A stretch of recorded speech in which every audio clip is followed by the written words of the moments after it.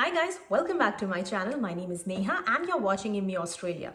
So working in the recruitment industry here in Australia for quite some time, I often stumble upon words such as casual employment, full-time employment, part-time employment, etc, etc. And that is what this video is going to be all about. In today's video, I will be focusing on casual employment. So the topics that we will cover today are: who is a casual employee? What roles are available to a casual employee? How is a casual employment different from a part-time employment or a full-time employment? What is the application process to get into a casual role? What are the pros and cons of a casual employment? And last but not least, I will share my story, how I landed up with a full-time role in the same organization I worked as a casual employee. So without further ado, let's get started with the video. Let's first understand who a casual employee is. So, a casual employee is a worker with whom the employer doesn't have a firm commitment on how long they will be employed and the days and hours they will work. A casual employee also doesn't have to accept all the work that the employer has to offer. For example, a casual employee might work to a roster that the employer can change weekly and can swap or refuse shifts. So casual employees are also paid casual loading. Casual loading is nothing but an extra amount of money that is paid on top of your hourly rate. The percentile of money that is paid towards casual loading depends on relevant authorities, so it varies from organization to organization. Now, why are you paid this casual loading when you're a casual employee? It is simply because when you are a casual employee, you are not entitled to benefits such as sick leave, long service leave, annual leave, and to compensate for all of that, you are paid some percentile of money extra on top of your hourly rate. In simple words, a casual employee has the flexibility to choose the number of hours they would like to work over a period of time, and they have the right to refuse work if they wish so. They also do not have any notice period, and that goes for the employer as well. So the employer can ask you to leave the job the very next day since there's no notice period involved. Some organizations have an exception to this, so they might have notice periods even for casual employees. That depends from organization to organization, but mostly casual employees are not entitled to any notice period. This also gives them flexibility to switch jobs or maintain several jobs at the same time. So literally, these jobs are everywhere. For example, retail. So fashion outlets, fresh food markets, grocery stores, supermarkets, petrol pump. You have nail and beauty services. So you can go to a salon and work there. You can thread a few eyebrows if you know how to do that. You can become a hairdresser. You can become a masseuse. Massage is so popular in Australia. If you know how to give a massage, you are certified to do that. You can become a masseuse. Mehndi artist. Yes, that's a profession. People earn good money by doing that. Professional makeup artists. You can even go to spas and work over there. Restaurants, pubs, bars, sales consultant, tutoring, support workers. The possibilities are endless. Actually, they are endless, but it is up to you. You will have to make that effort. Now that we have understood who a casual employee is, let's try to understand how is a casual employment different from a part-time employment or a full-time employment. Casual employment has no guaranteed hours of work, whereas in a full-time employment, you work around 38 hours per week. And in a part-time employment, you work on an average less than 38 hours per week. In a casual employment, usually you work irregular hours, but you can work regular hours as well. It totally depends on your employer. In a full-time employment, you have shift timings that you have to adhere to. And in a part-time employment, usually you work regular hours each week. In a casual employment, you don't get paid sick or annual leave. Whereas in a full-time employment, you're entitled to annual leave, sick leave, parental leaves, and long service leaves. In a part-time employment, you are entitled to the same benefits as a full-time employee, but on a pro-rata basis. I have explained what a pro-rata basis is in the description box, so make sure you check that out. In a casual employment, the employment can end without notice, unless notice is required by a registered agreement award or employment contract. So unless it's stated in your employment contract, it can end without a notice, either by your employer or by you.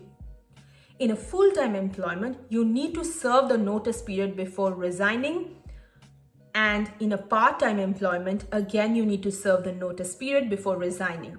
So now I hope you have understood the difference between casual employment, full-time employment, and part-time employment. And of course, while going through all that information, I'm sure you might have started thinking about the pros and cons of a casual employment, and that is what exactly we are going to talk about now. Let's start by talking about the pros of a casual employment. So casual employment provides significant flexibility. So you can choose shifts that suit you, and you can accept or turn down work due to your personal circumstances. So it provides you greater flexibility in terms of your work timings. The next one is that you receive a higher rate of pay. Now this is because you get your per hour rate plus casual loading, as you're not entitled to leaves. Now if you compare your hourly pay rate, your net hourly pay rate, to someone who's in a permanent role, your hourly pay rate might be higher than them. This is because you also get a casual loading. The next pro is that you do not need to apply for leaves and have the ability to take extended holidays or time off work, because that is not covered in your contract. You are not paid for leaves, so you can take as many leaves as you want. The next one is that you have the ability to work for multiple employers. This is because you don't have a firm commitment of work timings. You can maybe work for multiple employers at the same time by choosing the number of hours you want to devote to each employer. You do not have to provide notice of termination when you leave a job until and unless it's stated in your contract. So that's another pro for having a casual role. The next one is that it gives you an opportunity to assess an organization's suitability over a long period of time before accepting a full-time or a part-time role in the same organization. I will talk more about this point later in the video when I share my experience. The next pro is that you can explore a new industry through a casual role. So for example, you're an engineer but you would like to work in retail. This casual role could be your opportunity to understand the sector better and then eventually land up in a full-time role using the experience you have gained through your casual role. This is because usually casual roles accept employees without experience in the same industry. So it's easier for you to enter a new sector via a casual role, then enter a new sector via a permanent role. And the last but the most important pro is that through these casual roles, you get that Australian experience on your resume that most employers are looking for. Enough about the pros, let's talk about the cons of a casual role. So the first one is there is no pay security, as you may not be able to rely on the hours of work offered due to no guarantee of hours.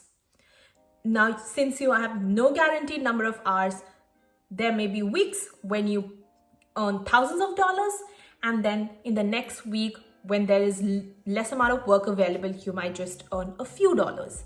So there's that lack of pay security in casual roles, and you will have to work with it.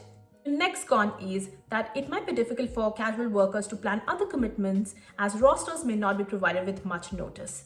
So it's like it's the end of the week and you will just get the roster for the next week. So if you have to plan a holiday, it sometimes gets difficult as you do not know what the roster looks like. So yeah, that's the uncertainty that is associated with a casual role. The last one is that you can be removed from work without any prior notice or at a shorter notice period.